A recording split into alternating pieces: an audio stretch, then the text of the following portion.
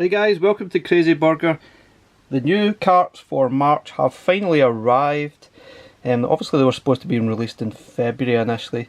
We've got a new plush toy as well, which is pretty cool. We'll have a look at that in this video. First video we're going to be looking at is Indie Heroes Collection 4. Obviously we've played quite a lot of these games already as part of Indie Heroes Game of the Month. Second video we will look at Broken Sword Collection, which I'm really looking forward to. Anyway guys, let's get stuck into Indie Heroes Collection 4.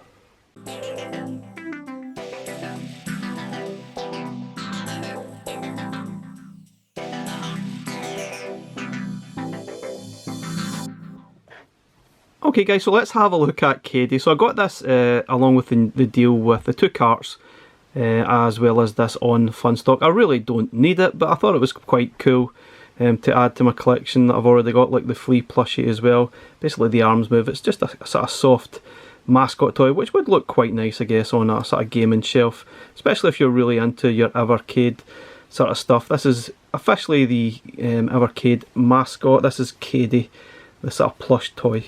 It is quite cool. You can also play the secret hidden game on Evercade VS and on the handheld as well, I think. But yeah, pretty nice. That's a nice sort of touch, and it does look pretty cool. It's got those original colours as well to the original handheld, so it would be nice to see another handheld with these colours again, so it gives it that retro feel. But anyway guys, let's have a look at Indie Heroes Collection 4, the latest Indie Heroes games. That we played most of these games throughout 2024 as part of Game of the Month, which interestingly enough is not going to happen this year.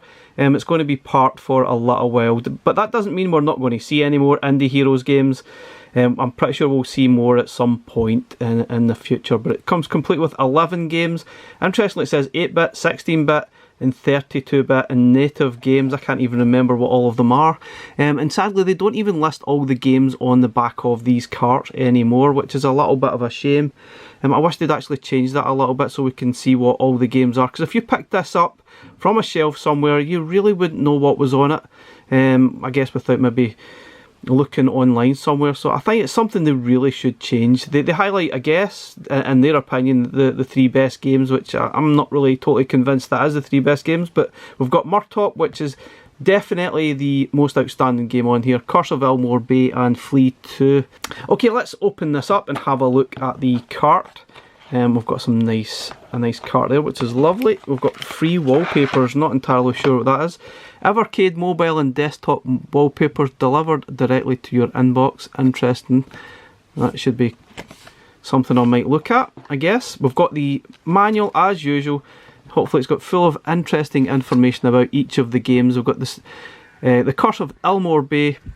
Some interesting stuff there. I think it's the Mega Drive version, if I'm remembering correctly. It's Block'em Sock'em. I think it's also the Mega Drive version. It's a puzzle game.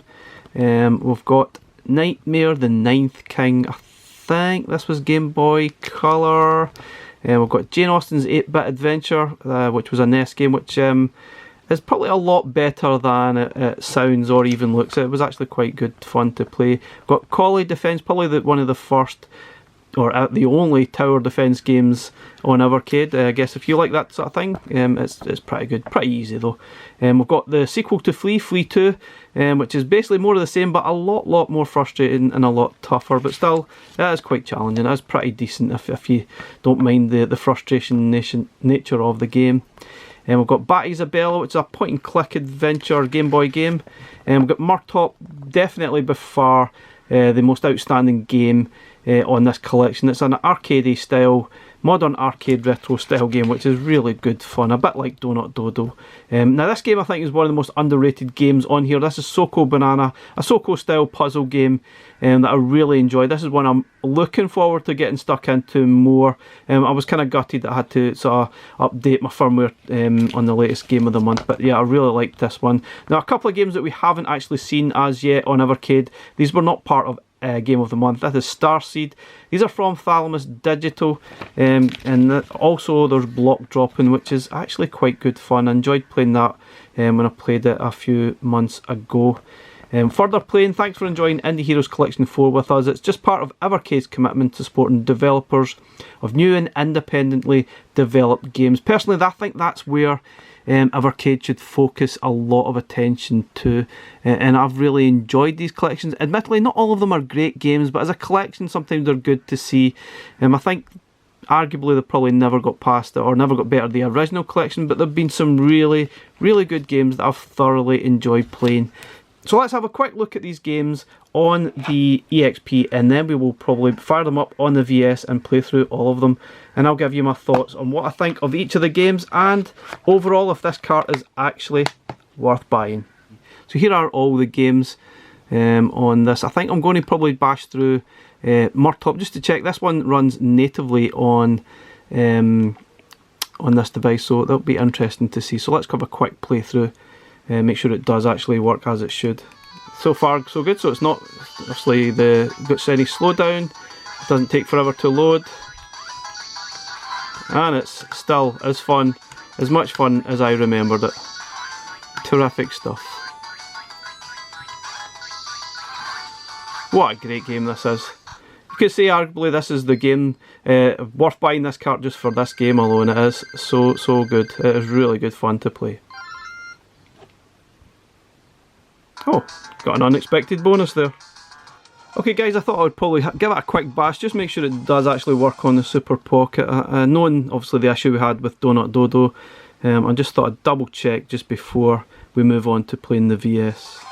And it seems fine. Happily to say that control wise all seems really good. I think I prefer the D-pad on the EXP right enough rather than on here, but still absolutely fine, no problems with it at all. Anyway guys, let's get this onto the VS and we'll play through every game that's on this collection.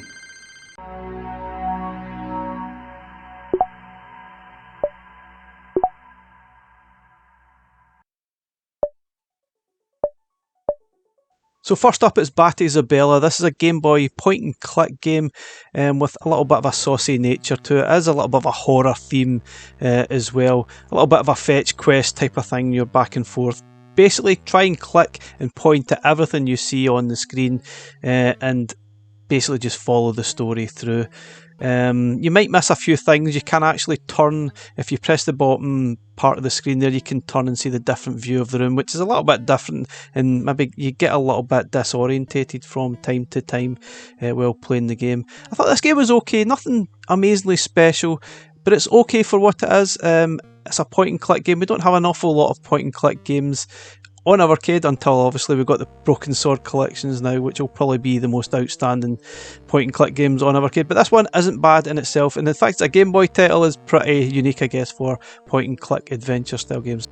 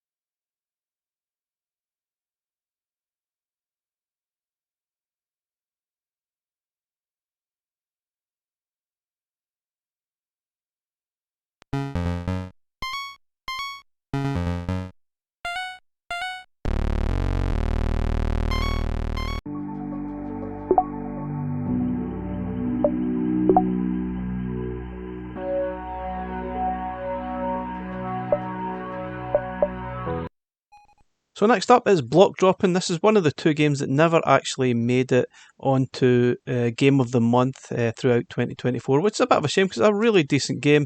If I recall, I think it's a Game Boy Color game. It reminds me a little bit like Bejeweled. There's two options to play through. There's an arcade option and there's a puzzle option. Now please don't be fooled by the choices at the start of the screen. A and B is actually mixed up on the Evercade controls, which is a bit of a pain in the butt. They've actually fixed quite a lot of games in this collection so that the controls do match what you see on the screen, but on this occasion it's round the wrong way, so beware of that when you actually make your choice. But anyway, the puzzle games, you basically need to match up the colours on the screen. As you can see down the right hand side, you've got targets to actually reach per sort of different style block or shape. Now don't get a bit mixed up, you can get carried away and just start matching up any shapes, which means you're going to probably run out of moves. So if you've only got so many moves to actually reach those targets down the side. Now I have to say, I find this game extremely addictive. I really like it. It is very, very cool. Probably be really good on something like the Super Pocket and even on the EXP as well. I think it'd be really ideal in handheld mode, given the fact that as a Game Boy sort of colour game as well, makes it obviously more suitable for those handheld devices as well. I think it's really, really good. And as I said, there is an arcade mode where basically you're just going against the time and trying to get a high score. But overall, I think this is a really good game.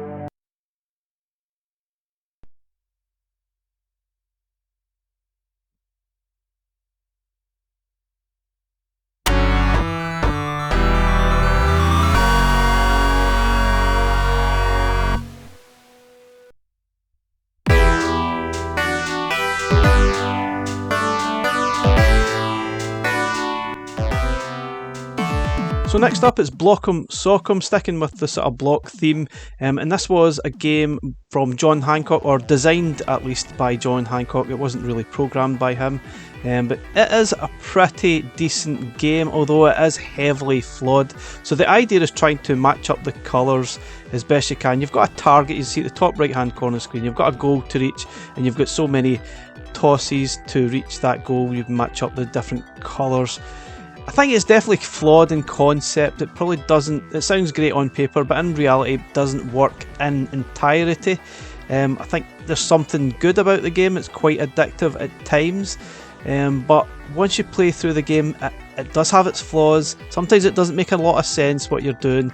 It's not the longest game either. I think there's about 16 levels and then it'll be complete. So realistically, you'll probably finish this game in maybe an hour or two if you just keep sticking at it. But I did enjoy it for what it was, despite the actual flaws. It's not too bad. And if I recall, I think this is the Genesis version of this game. I think it is available in other formats too.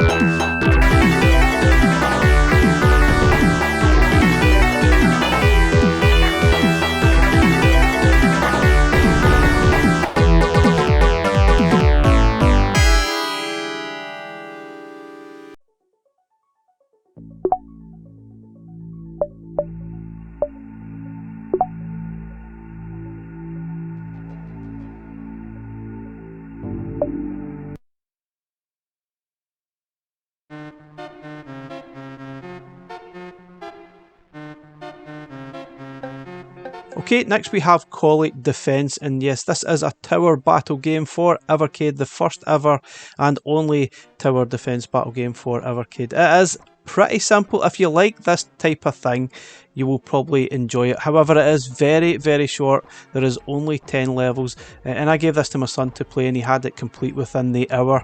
Though I'm not as good at it as he was when he played it. It probably stumped me a little bit, but he plays these type of things quite often, like Bloons TD on Steam, for example. He likes that type of thing. Personally, I'm not really a big fan of this type of game. I find it a little bit dull. It would be nice if there was like a fast forward button through this, and at times I think it's a little bit flawed as well. You can see that I probably should have lost a life in this part of the game, because obviously one of the animals did make it through. But yeah, it's okay, short and very limited, and if you don't like this type of thing, I don't think you're going to get an awful lot out of it, I'm afraid.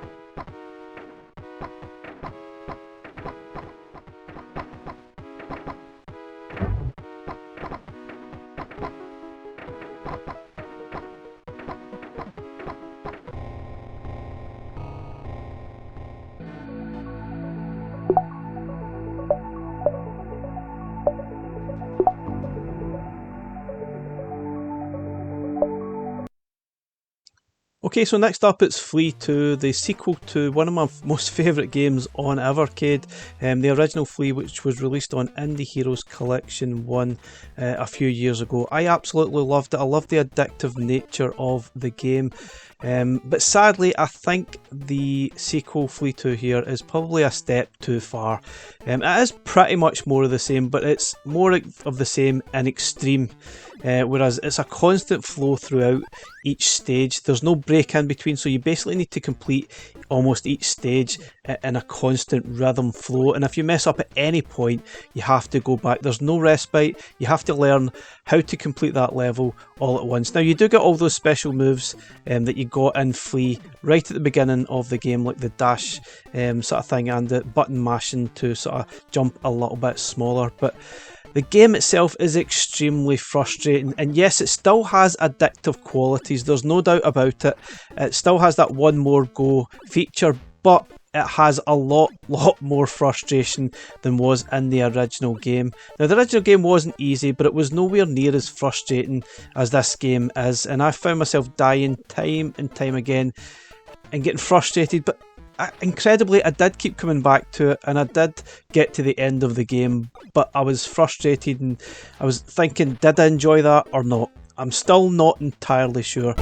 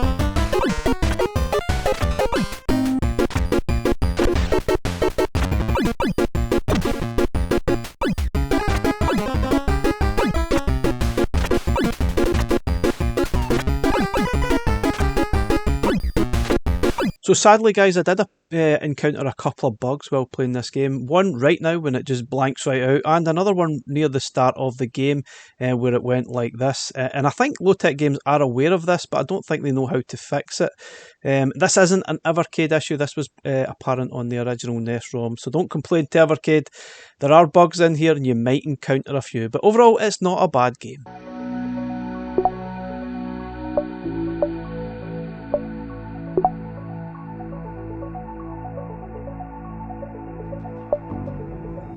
So next up is Jane Austen's 8-Bit Adventure. This is obviously a NES title, and this one is definitely better than the name would suggest. It's obviously a platforming game, and you gain different abilities throughout the sort of levels. The idea is to try and, I think the novels of Jane Austen have been stolen. You need to find the pages. There's usually 4 pages throughout the actual stage. Each stage is a different novel that you need to find, and you get a boss battle at the end. Very basic, very simple, but it is pretty well done for what it is, and I did actually enjoy playing it. Some frustrations here and there though in some of the jumping abilities whilst playing the game, but overall it's not too bad. Not outstanding, but it's worth a bash nonetheless.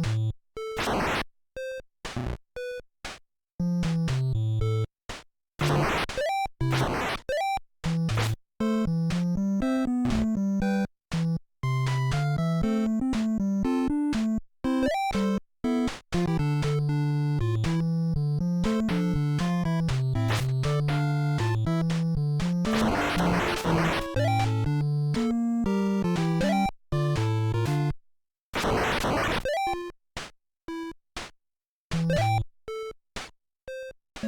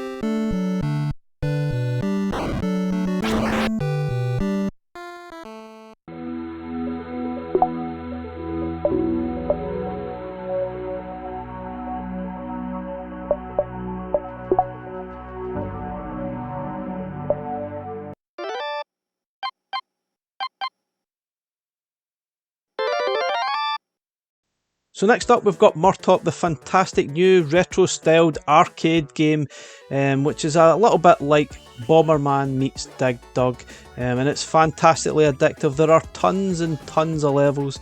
Definitely reminds me a little bit like playing Donut Dodo as well, with that modern retro sort of arcadey feel.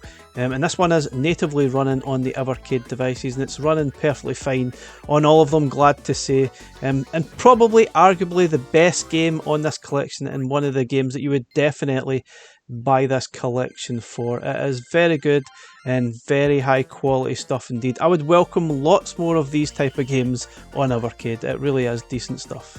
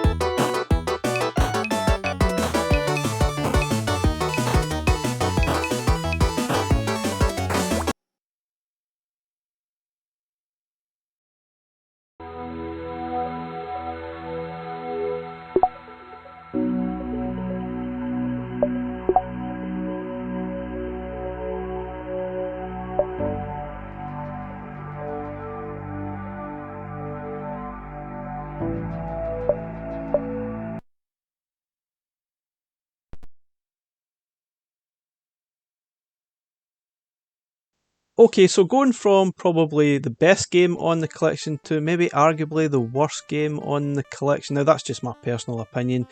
I never really enjoyed playing this game at all. It's basically a Castlevania style clone, but the name itself suggests Nyghtmare, and that's how I felt while playing the game. I just didn't enjoy the experience at all.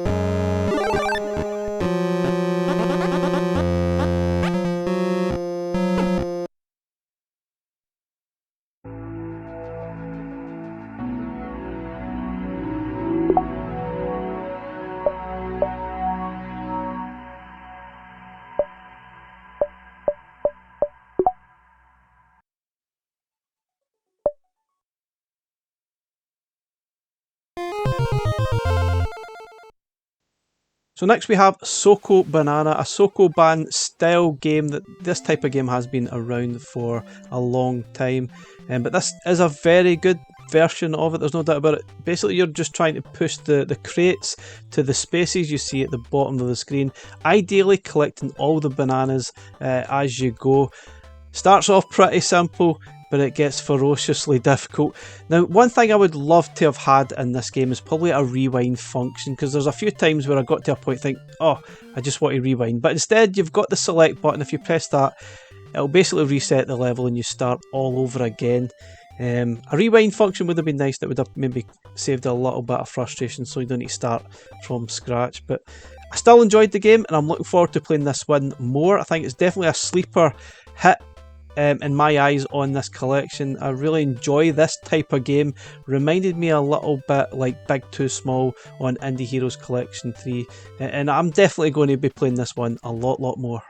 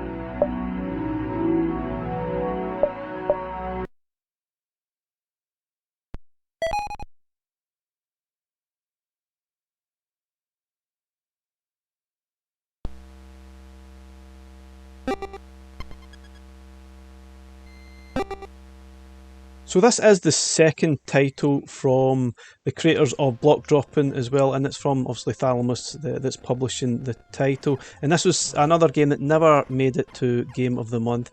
It's pretty basic, to be honest. It's like another Game Boy Color game, I believe, and it's sort of a shoot 'em up where you get a slightly scrolling screen, then it stops and you have to clear all the enemies, then it'll move on again and you have to clear all the enemies again, and it gets more and more ferocious and more enemies will appear as you go through each stage. It's not a huge game, so you're not going to take forever to sort of go through it. I had sort of slight visions of playing Uridium, so to speak. It gave me that vibe very slightly, but it's not bad. It's just very basic and you probably won't take too long to complete, and I don't think you'll come back to it once you've done, unless you want to do a high score chase. But it's not too bad. It's definitely got that feeling it's a little bit of a sort of filler hit towards itself. I think it would have been better if they maybe tacked this on as an extra sort of secret game, unlockable if you put on one of the other Indie Heroes collections. Anyway, it's still not bad. It's not the worst game on this collection at all, and I'm sure some people enjoy it. It's just very, very simple and basic.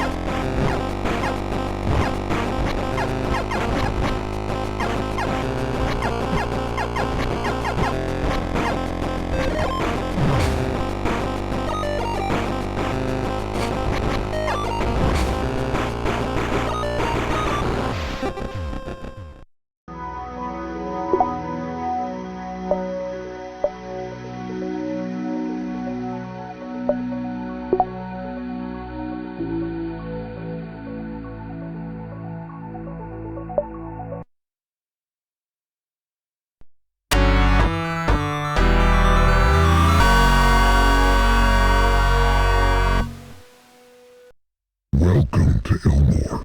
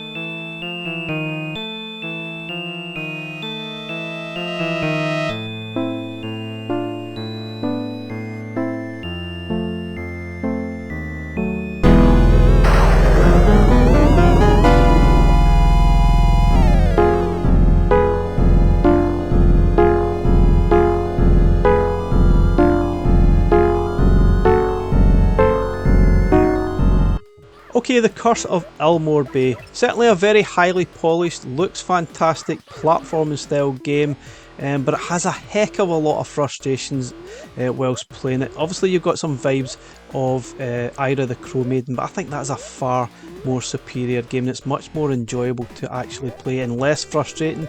I found myself really frustrated playing this game. Lots of enemies, problems, issues with collision detection. I just got a little bit fed up playing it, and I got to the point I didn't really enjoy it and didn't want to play it. But you know, it has a lot going for it. It is very polished, it looks fantastic, sounds fantastic, but I just didn't really enjoy playing it, to be honest. There's lots to be said about it. There's unlockable abilities as well after you've completed each boss, but personally I didn't really enjoy it at all.